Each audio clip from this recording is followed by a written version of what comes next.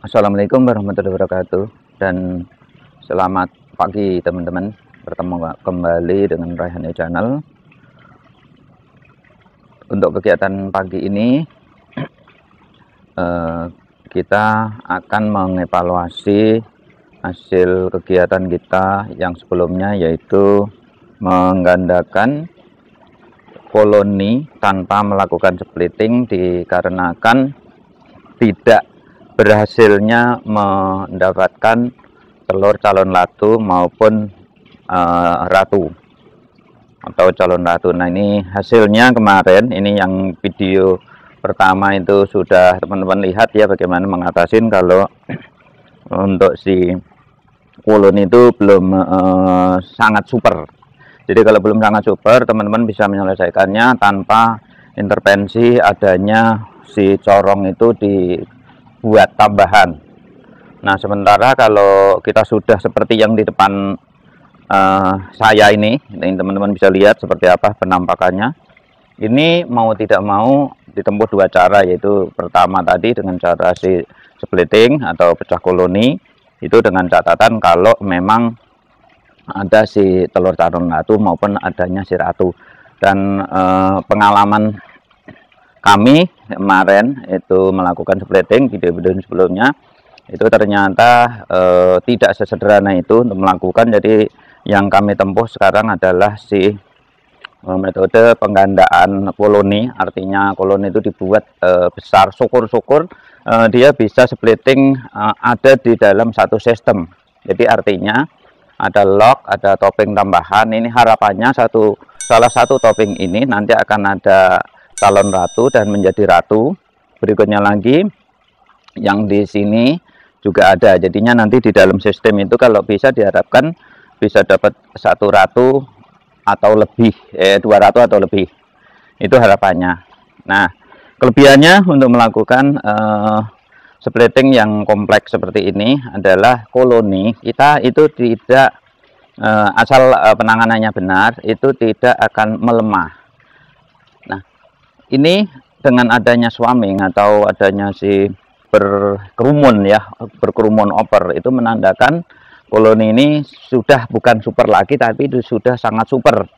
Konsekuensi dia harus menempuh membangun sarang baru, karena di sini di tengah kota untuk melakukan cara itu tidak mungkin. Jadi yang terjadi dia seperti ini. Kalau kita diapkan secara alami ya dia akan terus seperti ini, dan kemungkinan dia akan melemah karena terus berantem. Makanya untuk yang di video kedua yang nanti setelah video pertama itu teman-teman bisa melihat bagaimana cara melakukan untuk intervensi menggandakan koloni tanpa splitting dengan cara yang biasa. Jadi kita ini eksperimen teman-teman, artinya hasilnya ada teman-teman yang menyaksikan itu hasilnya namanya riset, itu tidak selalu mutlak sesuai yang kita targetkan, tetapi hasil dari penelitian kita atau kegiatan kita itu bisa untuk mengambil tindakan positif yang selanjutnya. Itu yang perlu teman-teman harus lihat, artinya ini riset.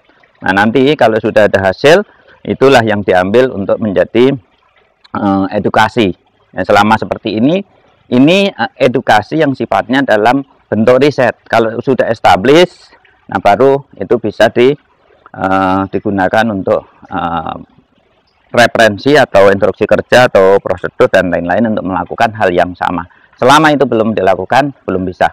Nah, di pagi ini seperti teman-teman lihat kemarin untuk di video menggandakan koloni tanpa splitting untuk bagian kedua atau part 2 itu adalah kita melakukan pelubangan. Nah, saat itu dan untuk hari pertama itu koloni sama sekali tidak mau berintervensi atau lewat lubang yang ada di situ. Dia lebih cenderung untuk satu lubang aslinya yang bagian di atasnya, sementara ini yang kita buat bawahnya ya, penampakannya ya teman-teman. Jadi kalau teman-teman bisa lihat, ini swarming waktu sebelum dibuat, belum kita intervensi, waktu dia ini saling bertabrakan, karena begitu opernya, maka yang terjadi koloni-koloni ini berantem, langsung saling gigit, sehingga dia jatuh nih seperti yang contoh-contoh ini ya, saling gigit, lalu dia terus sampai ada yang salah satu mati.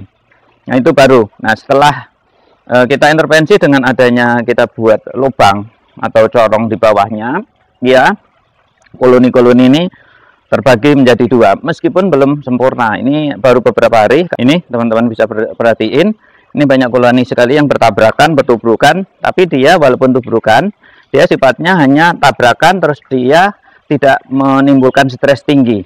Jadi waktu dia tabrakan, dia lepaskan lagi. Jadi ini koloni-koloni ini sudah mencari pakan untuk ya entah resin. Ini contohnya nih, kita ada di sini sudah mulai tidak suka, dia mulai nempel-nempelin resin. Ini udah cukup banyak.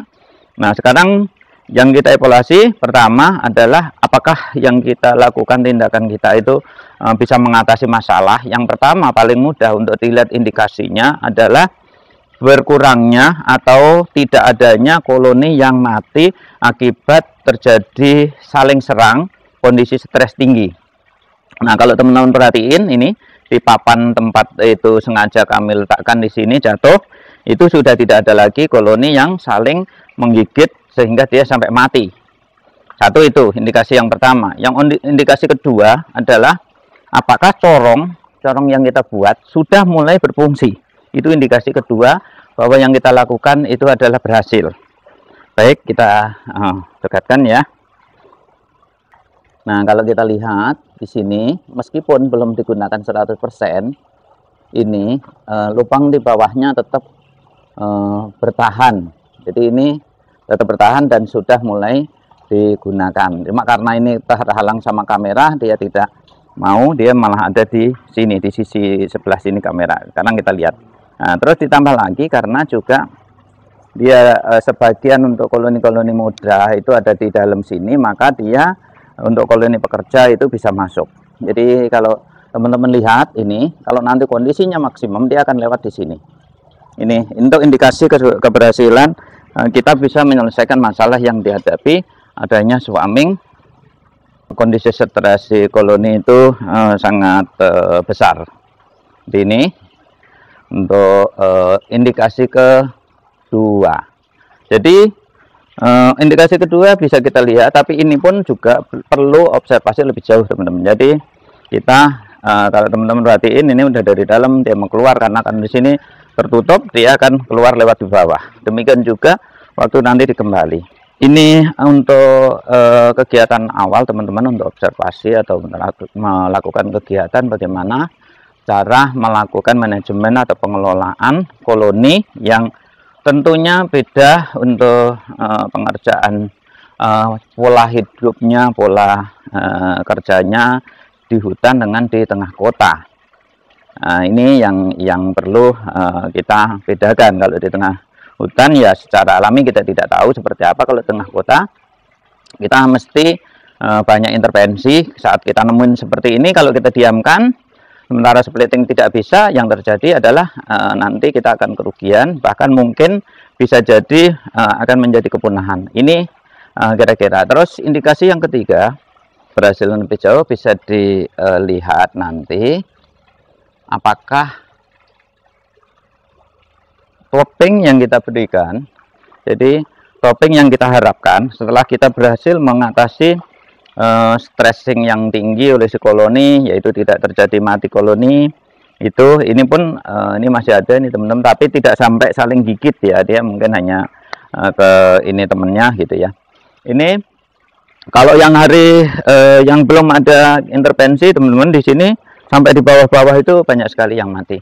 Terus yang untuk indikasi ketiga adalah keberhasilan untuk si target yang kita inginkan adalah adanya calon ratu atau adanya ratu yang bisa saling berdampingan dalam satu sistem, bukan satu log, tetapi ini ada satu sistem, karena nanti di dalam sini bisa kita kembangkan. Misalkan kalau pola yang di hutan itu si log itu berjalan secara lurus gitu ya untuk lubang di dalamnya, tapi di dalam untuk si topeng ini bisa kita manipulasi, misalkan dia akan kita buat agak sedikit miring.